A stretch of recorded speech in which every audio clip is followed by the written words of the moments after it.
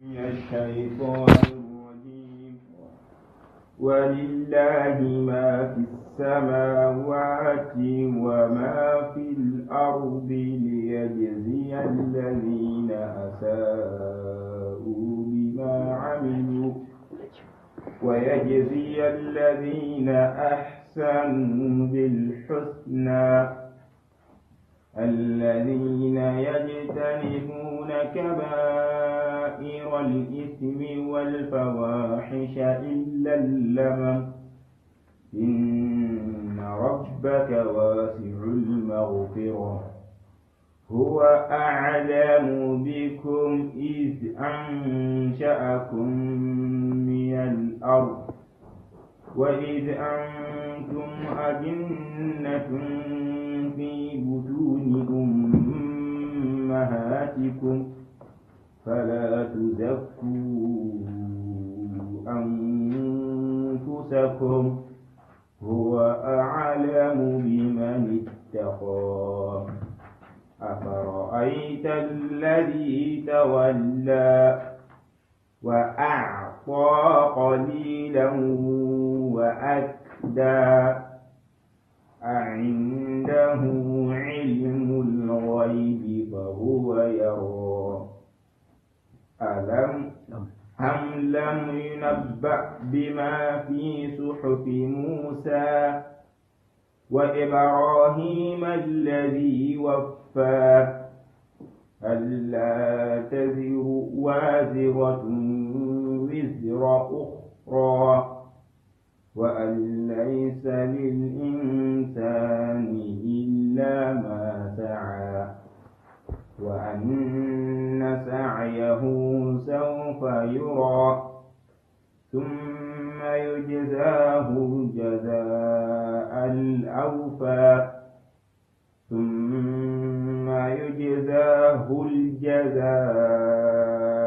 الأوفى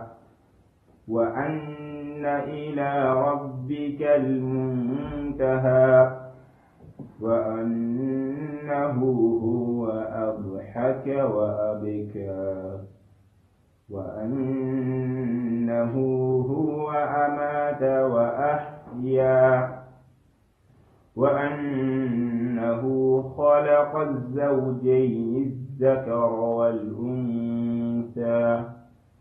من نطفة إذا تمنى وأن عليه النشأة الأخرى وأنه هو أغنى وأقنى وأنه هو رب الشعرى وأنه أهلك عادا الأولى وأنه أهلك عادا الأولى وثمود فما أبقوا وقوم نوح من قبل إنهم كانوا هم أظلم وأطغى والمؤتفكة أهوى فغشاها ما غشا فبأي آلاء ربك تتمارى هذا نذير من النذر الأولى أزفت الآزفة ليس لها من دون الله كاشفة أفمن هذا الحديث تعجبون وتضحكون ولا تبكون وأنتم سامدون فاسجدوا لله واعبدون الله أكبر.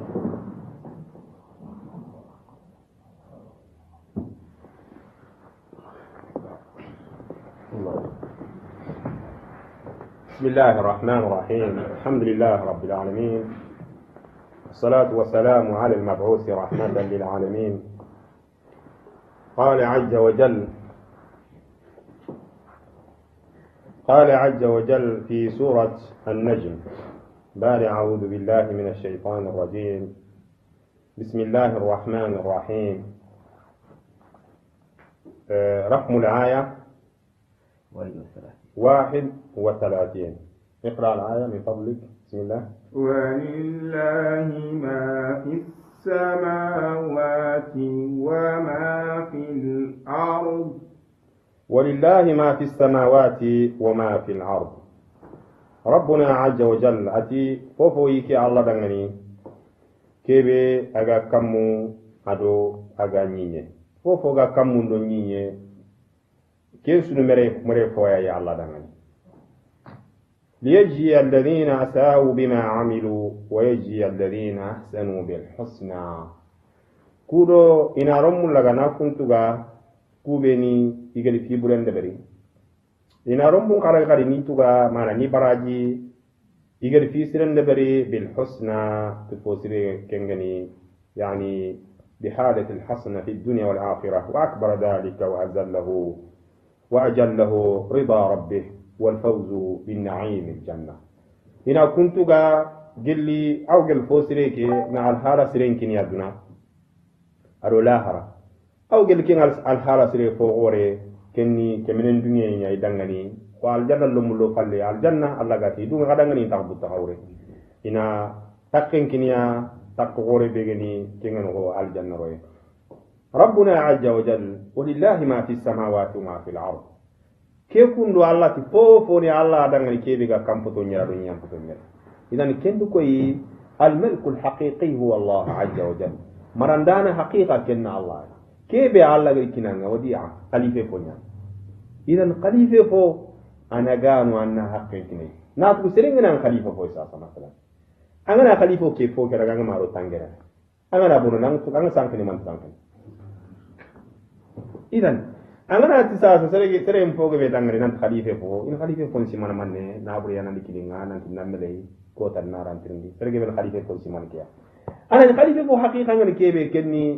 الله كده دينا كيبي رجع كده كنوي. agar sufunu kubeni ro inantona sufunu kuraga ni tanga sufe su agan kawro kebe onaro kenga kempale le qiyama inan tindini sufu kuya kuan khalife poni fo haqiqa fo ga kamundo nyinyi Allah fon anke nyimme Allah fon an agada nyamri ke banna de bari nabure kebe gamma Allah fon agada hakke be sinna kamanna hakke bagande kurana ro muntu ga kubeni gedi fi burende bari na tu khalifa fo ke be mana akalle ke bagir kinanga anga ma de be ngana fi burende be dintenga o ke bagir kinanga ke dinan do kentana anga ma de be le qiyama anan tugut kenga ku ga be ni gel fosirende be rani tugut fosire. الذين يجتنبون كبائر الإثم والفواحش إلا اللمم. ku be ni ga dulato ni ba ko junubum fo gore كبائر الإثم جنوب غوري إذن وغنا نعمل وناتو ولا أرتين من باب التمثيل كم فال جنوب غوري فو الله هنا ديتي نانت يانغان كاتانغان دانغاني جنوب غوري مثلا كالزنا وشرب الخمر خجينيه خلسمينيه وأكل الربا ربا يجي أرو كنتنا الله غنا هنا نانتي أنا كيد برسو جنوب غوري ناني ما أنا كده بس لكيا ما كي جهنم نندعي ولا أنا كده بس نانغون كونان تاني كياي جنوب غورينان كوبيني قالوا تنو باكي جنوب غور أتيجي تانيبون إيه قالوا تنو باكي إنتو مريدو جنوب غورينان ميني هار برول بانينو دائما لا تونيان باكي إذن جنوب غورين لا تيان كتا تنو كمو من كتا نيان كمو كي بيجينا السبب نيان لا تو باكي كينيان الله عز وجل دائما جنوب سبب كي بيجا جنوب سبب ani tin Allah to bakkeni wala taqrabu zina hamba tinto jeni en tinto en man annabo fainde wal khilwa ma la junabiyya adanna nqidti yagari ngande والتلفظ بكلامها أدنى دخل ما وتادقام إذن كواني مقدمات الزنا جيني إن كان رفيني الله تلمندو خم بغتينتو جيني كوبيني قالاتو الجنوب غورونا والفواحش أدو كوبيني جني جنوب غرنيمو الفواحش ما يعني فواحش من الذنوب العظيم ما يعني تجاوز قبحه كيف في برين دانغي خمبا كالزنا ko jeni na junubu goro ado junubu goro ko fare sallallahu alaihi wasallam agita Abi Bakr hadith nga yani nanti akbar kaba'ir junubu goro fo gore كوبني قالوا بكى الفواحش إلا اللمم لكن اللمم أكبر جنوب لمان جنوب لمان كو كن دبرني جنوب لمان ولا مثال لي كالنظر المفاجأة هو فاين دي جوانتي أفد فاين لي جنوب لمان كأنا دلائي يعني جنوب غورو إذا كو قحطاني غيركو جنوب لمان غنا دلا معناها يعني جنوب غورو هو مثال العرب غاكونو يغاتي إن الجبال من الحصى itu gidilom bukan kem me majju gidenga nyana yani aw wa togondo inna an-nahr min al-qadar fangi agri minne tolu ko beri gayan kana kunya fangi ndebri ko ta junubul lemme ko fare jabi sallallahu alaihi wasallam ramadan ila ramadan الجمعة إلى الجمعة صلوات المكتوبة إلى صلوات المكتوبة مكفرات لما بينهن نسنا بالكبائر رمضان دو رمضان نغا جمعة دو جمعة نغا صلي نغا يوان جنوب نكفر نسري بيغنا راتو بكا جنوب غورو إذا جنوب غورو سأسا إلا غنا نسري بيغي كما أشرت من ننتوبيا أن ننتوبي أنا متوبي كنت غفرني تكون ما أنا فوق درجة غادغني ننتي فاري صلى الله عليه وسلم أجتي حسبت صيام يوم عاشوراء يكفر ذنب سنة الماضي ننتي عاشوراء كوتا سومي يسمنا يخلصني ننتاوا سين دنگين تجي جنوبنا أو يخفرني كل من صغير جنوب لما نجند أما كبائر لابد من التوبة جنوب غورون كمان ننتوبي باكي يعني ننتوبي باكي ننتقي كما ينتخفرني كندو كي نلاقي أكبر جنوب لما نكون عيقا كند برني إن ربك واسع المغفرة أنكما ربنا عز وجل أغفرين وأنتين هو أعلم بكم إذا أنشأكم من الأرض وإذا أنتم أجنة في بطون أمهاتكم الله هو أعلم بكم الله نتوانا توي إذا أنشأكم برمبي أقروا تغا من الأرض قلنيني يرى إشارة إلى خلق آدم عليه السلام ننكوري كتا آدم تغني ننتي لو تغا بكنيني عندو كونا عصي آدم أتغي بكنيني حواء أتغي بك آدم كم فل عيسى بن مريم أتغي بك مانا الله جبرو نعمري ننتم فوتن دي مريم يران كامبينا نا عيسى سبتيندي كم فل وكتوكو وتغي بك مني وإذا أنتم أجنة في بطون أمهاتكم برمبي وغني نغن تلمو ساغن فراس النغو فلا تزكوا أنفسكم الله بخم غاي مني جاكي نكي كيا نكي منين كيا أنا شيخ أنا سلفي أنا لا أنا كذا ما غدو جاكي هو أعلم بمن اتقى أنت سلبي بكني الله والله الله أنت سلبي بكنا الله أن يوجو والله مثلا أويس أويس بن عامر فارن أخبارك صحابة دمني هذا أخبارك خصوصا عمر بن الخطاب دمني أويس بن العامر أنا أخبارك أساس سريعني قائمة الملا إن في أخبار الناس سرهم فوق بنت النوم يعني سريع ما سريع على حال الله تعيرامو إن الله لا ينظر إلى صوركم ولا إلى أجسادكم ولكن ينظر إلى ماذا؟ إلى قلوبكم الله فايدني كتصندمون لكن كي تقامي غيبني غوهيلا ينا كما نقول الله نصندمون يا فايدني لكن إذا خشى القلب خشى الجوارح سنة منا كنت تسوفون كنا أنت والله بدا سرين سوفون قلبرو نيانا نتغري سنة أنت فلان غورن لسال دي جماعة سنة مكوانو فلان غورن القرآن ينقرأ عندك تي محاضرات من كنت كاكون دغنا تقو سنة مكو wala kan namu ka kusin ko gumu ka kunyi an kana sin kamara ke sire nan genya man nan nan sin nasiya sire man nyamiro ka kunyiran tutu gumu sire meta kana khir do dum da idan Allah gati ya ro yoguni dalila den tuku aywa na nyu ayni ku gila mana ge be wutu annamu gu fala tuzakku anfusakum huwa a'lamu biman ittaqa nam sire jakkinde niya Allah do kam jakkinde bere ya ri jakkinde be ga yande nene na du jakkinde nikiya ka fatina do mbaga dina hay hande bere mana nam mbaga dina ngal hala bere أفرأيت الذي تولى ربنا عز وجل أتن كباري لمن كباري كيف يجدي فلقوي kebe gadi falle koy bak dina na mara ga asbab nujul soronga kono nanta ay kene do al walid ibn al-mughira bin khalid ibn al-walid afaba nanti allah tin khibare rem men khibare gadi falle koy dina nga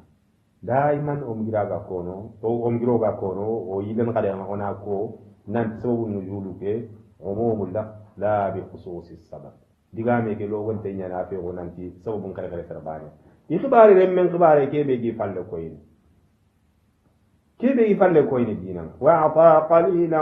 وأكدا أرفول ما نكني وأكدا تكتين عند نفخني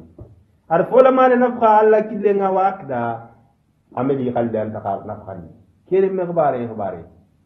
إذن كيف بالحقيقة أنا يوجد فول ما أنا فاز زول ممكن الله كي أنا أبو وفكر كبدو في البانا أم فاجي نسرون يقول لي صدق حقتني كوكيني حقتني كبدو في البانا tine ne ngana yille ngana kiranna ta hajin soba hajin yerni yerfe ando farlan sal ku kargi sulaw yogu di kargi suwori anda nyini kata kusang agana ni bakki jole te kembra allah akbar aw katdo waqtina aw gundana golle nyemene aba idan makka hakkete no gori kina allah anna yogu ni lerni tamro fillo ilerni tamro fillo aga wuni aga kiyon no wuro tampiro lerni na fiat angare lerni tamburo fillo wuro sanga golinyana mana lerni segi gol be skenka inyamambe tambire lere ke tan so tamburo fillo nya golinyana ande sagu nya kenkan tambire lere wat mamme to na to ki dini ke nyamon manne pala taare akula pala gar salon taare telem faye ado kon whatsapp ntrin kande subhanallah tengo de yogi sheikh nyogo sheikh nati whatsapp jarbe ati kawfinen ci idaga terembe nya ilesme quoi mana i tampi i ko sir debil de mego ige debil de mego ko wi fini soro ku tampi da yusuru kati telefoni quoi iga ko barum fay man anna cross duro ko tade anna ka ken wanna crossin sere su gina gel golle li pat awu kat ma to ko ku ka ken gel ken cross wi fi ga ka ga to parce que be daga godi do telefo ken daga telefo ke sakka indare bina mino wi fi ke awu man ibuji fofo de bari la mbaw ibuji fofo de bari mina wi fikia fay hali kina ko masa sen ko terengana mina khiri ina fay ko do ko ni sa kala surtout ko bena la gari jarab do ko ko baaw bat annani ujune diga men ko terengana men manga mulo mana fa do ko ni ana lungu ke wala ko to nan sampa kilo abada tolo nya gan kitte ya ngan ke fay nan ke terengana idan ya wa'ta qalilan wa akda agar fola ma ne kini wa akda akoton ta mana hamili khalle ama kana fande mana afon nambraw indahu ilmul ghaibi fa huwa yara yarkiu ghaibun tuwa hunya na magaba ya ngai ba nanti allah da khairi nya hini kedangan ke fola mane ku ya ga du jakini keni ke am lam yunabba bima fi suhfi musa mima akhbari ya bakebe ga musa suhfun kitabun wa musa gap no son gan kanne wa ibrahim alladhi waffa ado kebe ga ibrahim gap no ibrahim kebe ga la yum fogundi rabbuna azza wa jalla nabiy ibrahim alayhi salam allah ta'ala la yum fogundi naam allah ko me jakku ko no allah ibrahim la yum fogundi ade nyaamal kebe yi allah ta'ala la yum fogundi at ken kama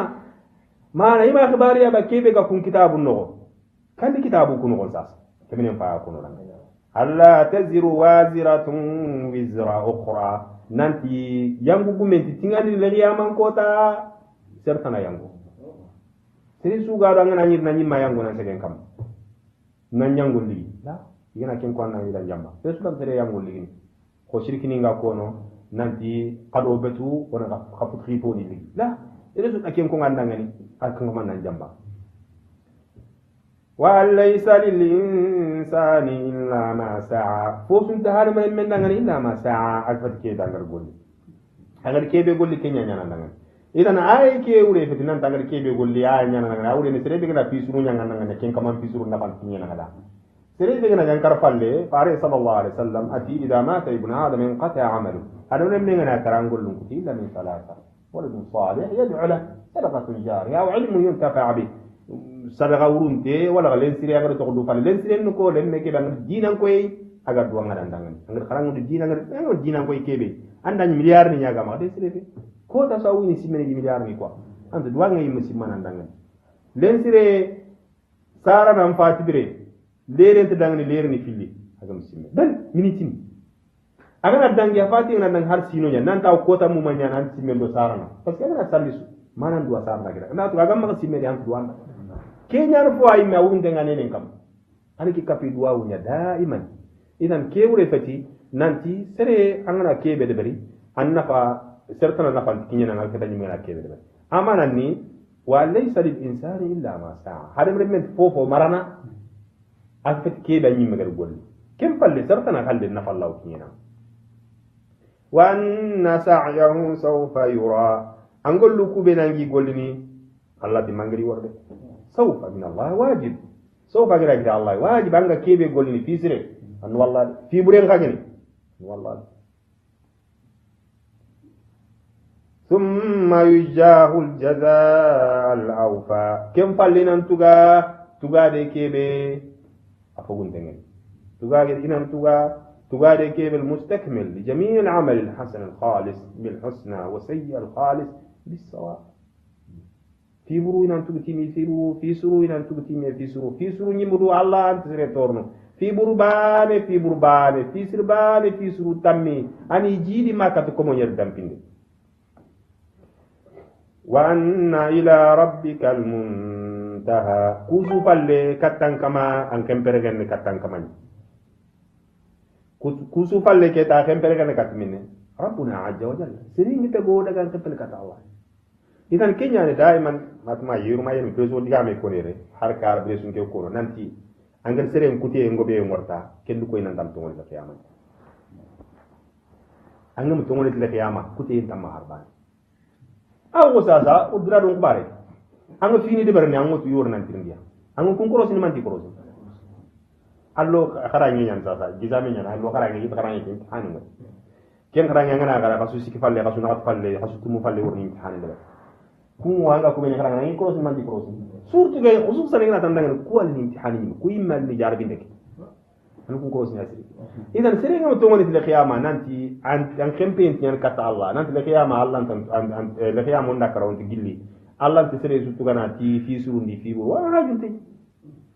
kem palle kemenenti wa anna ila rabbika al muntaha wa annahu huwa adhaka wa abka rabbuna azza wa jalla huwa adhaka ayan so indindini wa abka ayan indindini ana ke so ni soye ana soyi ana ke sunu ni tsune ana asuna Allah ma sere lan ta sere so ndini sere lan ta sere wu indindini naama ni sababu wata khamfat harbani Allah ta sere so indindini Allah sere wu indindini wa annahu huwa amata wa ahya akin Allah ban wa annahu huwa ari dhamir allati kuruna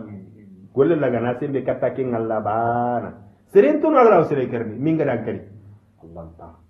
minga dan kortin nan kari Allah ta shaqtu tumandi Allah ta nan kortin nan kari Allah ta fil haqiqa kusuro soyinto non ko kusayni wa annahu huwa amata wa ahya Allah kirni dini amran dini kamani ni serge be ga ke ko ni lakke ko min ngam baka bakara ngai don sutu parce que ke aqidan tan sonne menga amu ni sa saw ke ko no anda ta ko no sa ko tinna no ngana baka bakara ile falla sutu yere anda mumullo mulla musuko ko hudu igina sedana kita parce que anto fini de shikanya namma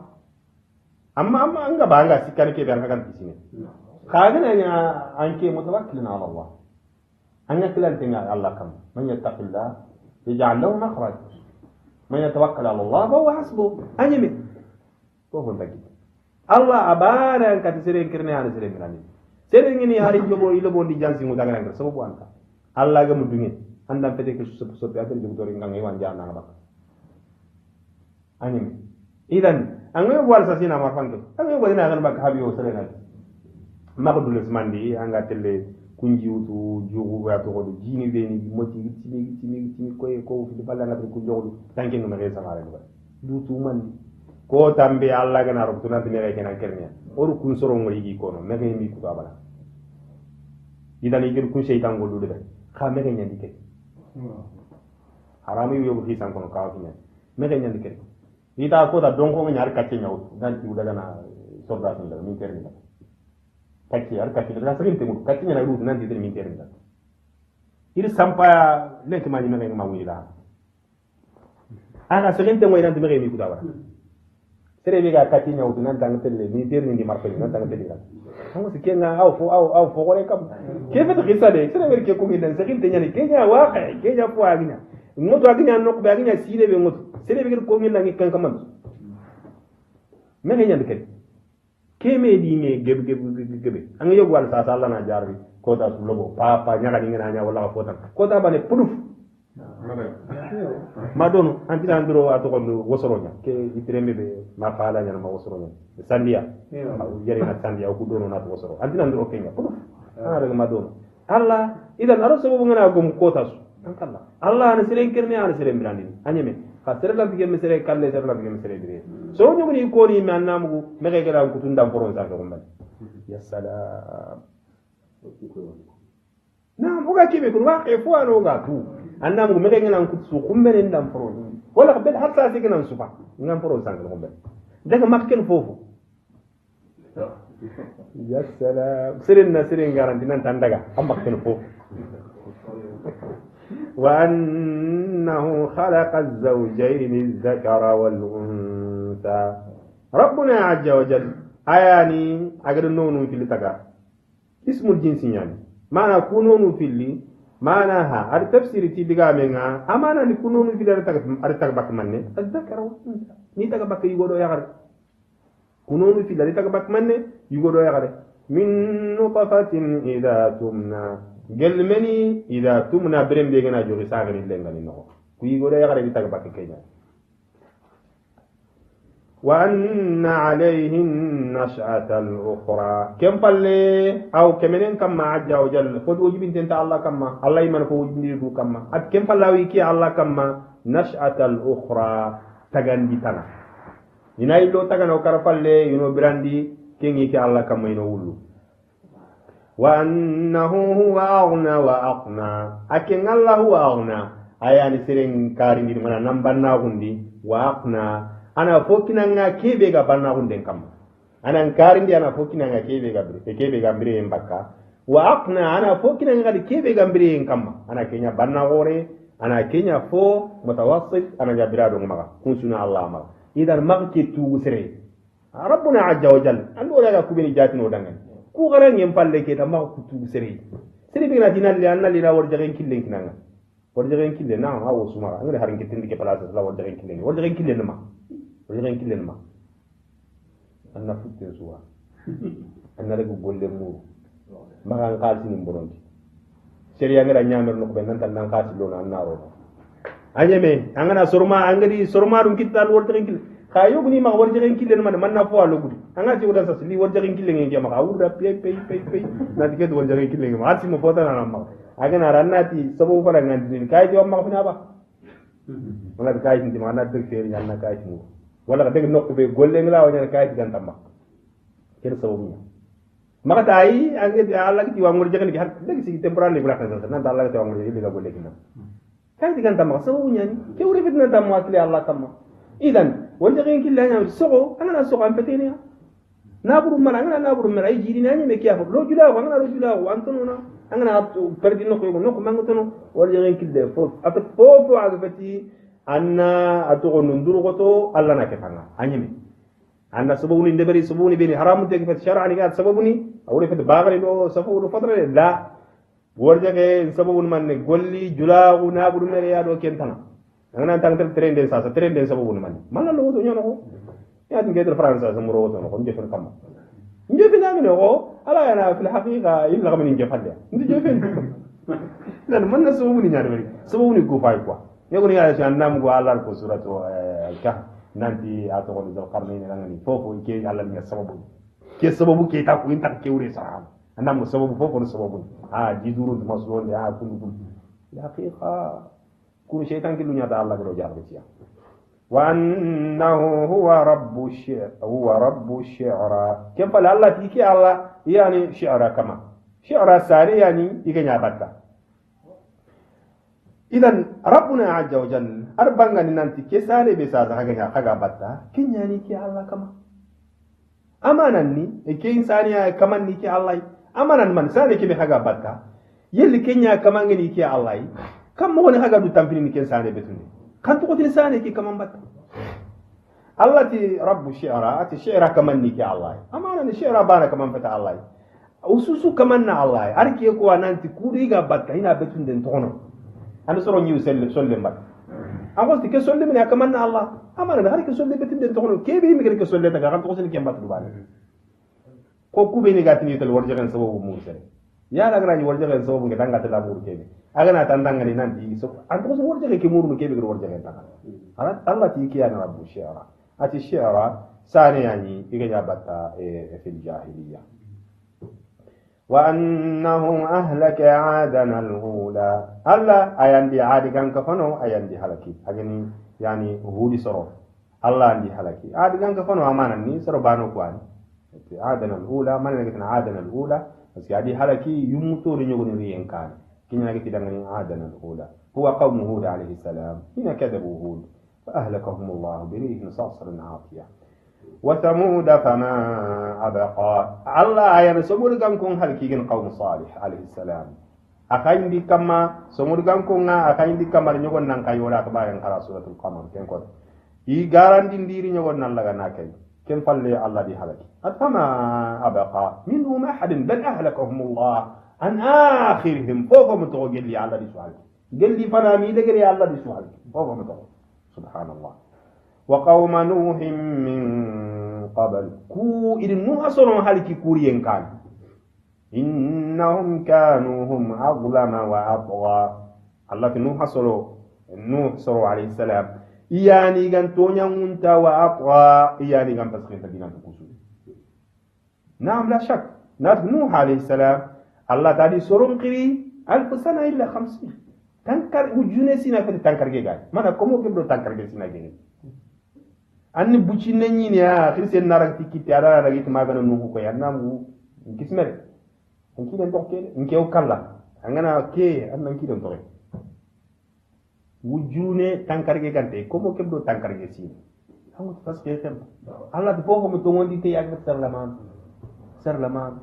idan iroge endu koy fura makasere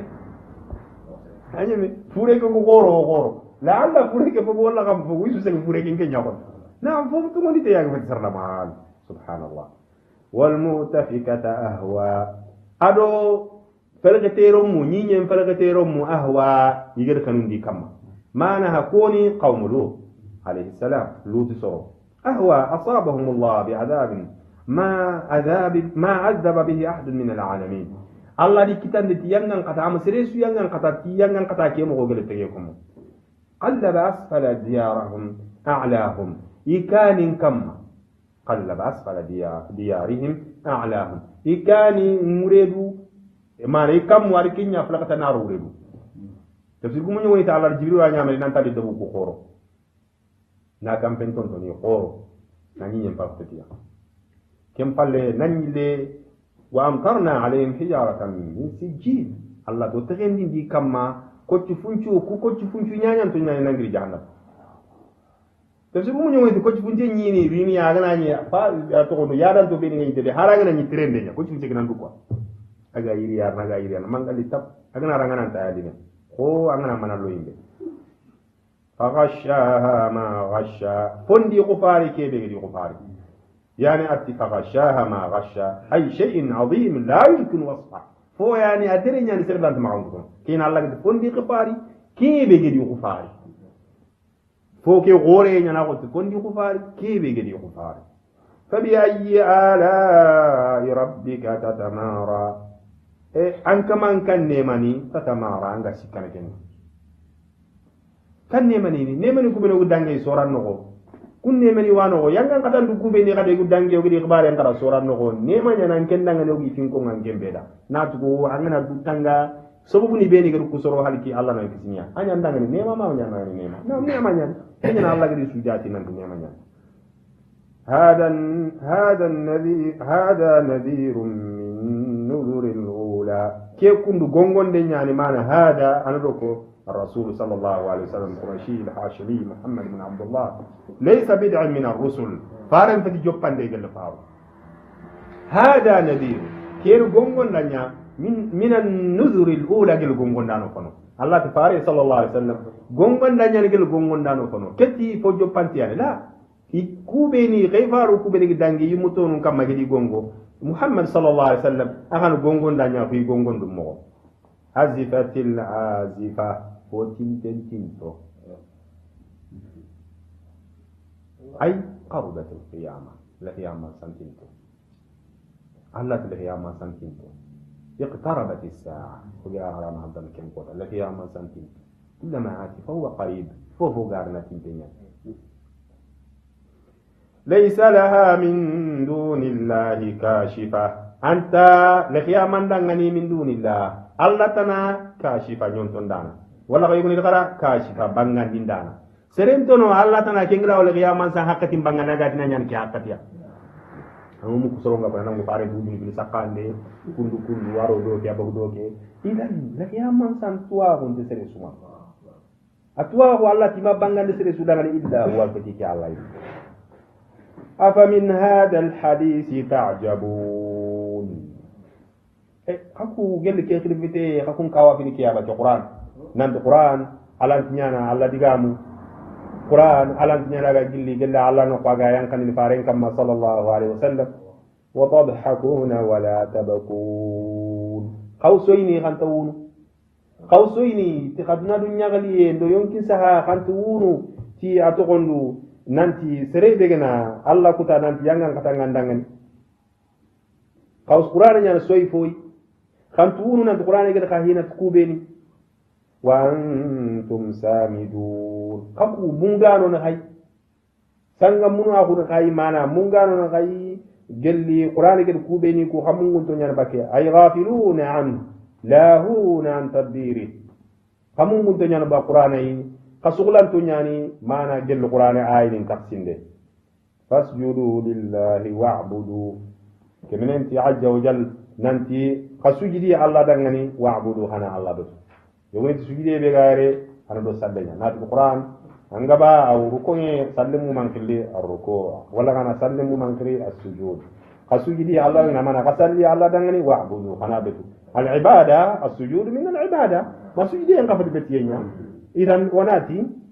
al-khas ko fo gerenten ko kem fallari fil am ar fologonte ad kasujidi allah dangani kem falle kana allah betu betiye sallen khare gele betiyenya idan man la gele sallen ko kudo akima ngulye ndangani ko rabbuna azza wa jalla anga baken qur'anai ana medikenin ko jumlatan jibrilu kefiniya kem palana jibrilu bara duran ko khususan ma sigira kan petere sallallahu ala nabiyyina muhammad wa alihi wa sahbihi wa sallam subhana rabbika rabbil izzati amma yasifun wa salamun ala al mursalin walhamdulillahi rabbil alamin